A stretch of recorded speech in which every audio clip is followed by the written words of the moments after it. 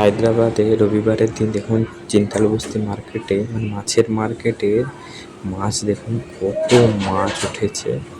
আমরা একটু দেরি করে এসেছি, নাহলে এর আগে প্রচুর ভিড় ছিল, অনেকজন লোক আর কত ধরনের ভ্যারাইটি এখানে বেশ মাছ পাওয়া যায়, সুন্দর সুন্দর, খুব একটা খারাপ নয়। এই দেখুন এখানে কিভাবে আন্টিটা মাছ ছাড়াচ্ছে, দেখুন মাছ আর আঁশ পুরো কত সুন্দর করে আলাদা করে দিয়েছে। দেখুন এখানে শুধু মাছের কোষ আর কাঁটা আছে, কত সুন্দর সুন্দর করে পিস করছে, যেন মাংসর মতো মাংস কাটছে। এটা হচ্ছে আমাদের মাছ, আমরা আজকে গরমে বানাবো মাছের ঝোল, তাই জন্য এই মাছটা নিয়েছি, বেশ পাতলা পাতলা করে ঝোল বানাবো।